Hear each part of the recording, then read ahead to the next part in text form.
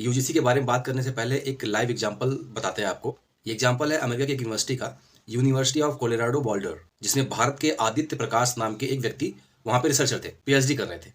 तो एक बार वो, ये 2023 की बात है, वो कैंपस के किचन में अपना पालक पनीर ले जाके गर्म करते हैं और पालक पनीर की महक की वजह से जो कैंपस किचन का जो कर्मचारी था उनको भगा देता है, मतलब बहस हो जाती है। तो वो अपना ले जाके डाइनिंग टेबल पे अलग खाते हैं। लोग वहाँ पे पेटीज गर्म कर रहे हैं, उससे दिक्कत नहीं हो रही है, लेकिन वो पालक पनीर गर्म करते हैं तो वो कर्मचारी कहता है कि इसकी बहुत बदबू आ रही है और इसकी वजह से तुम पूरे स्टाफ को डिस्टर्ब कर रहे हो, मतलब ऐसी कुछ कहानी थी। फिर वो कर्मचारी यूनिवर्सिटी में शिकायत करता है और यूनिवर्सिटी वाले आदित्य प्रकाश के ऊपर कार्रवाई कर देते हैं, इनकी डिग्री रोक देते हैं।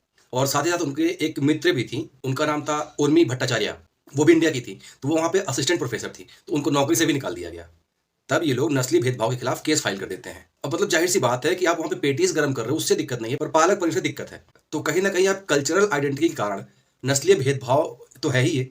तो पिछले साल 2000 मुझे लगता है 2025 के अगस्त या सितंबर में ये अपना केस जीत जाते हैं और इनको $2 लाख, जो लगभग 2 करोड़ रुपए के आसपास पड़ेगा, इनको जुर्माना दिया था यूनिवर्सिटी की तरफ से और इनकी आदित्य प्रकाश की डिग्री दी जाती है पीएचडी की। हालांकि आगे के किसी भी तरह के एडमिशन से इनको बैन कर दिया जाता है, लेकिन फिर ये लोग अपना वापस चले जाते हैं भारत।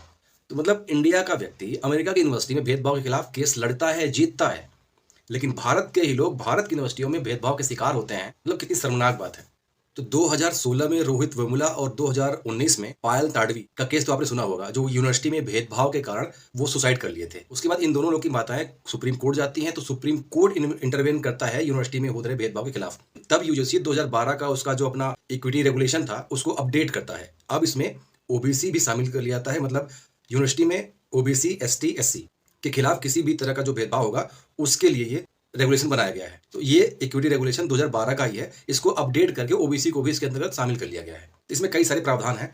उसमें से एक इक्विटी कमेटी है जिसके 10 मेंबर होंगे और 10 में से 5 मेंबर एसटी, एससी, ओबीसी, एक महिला और एक दिव्यांगजन होने जरूरी है, और 5 में कोई भी हो सकता है।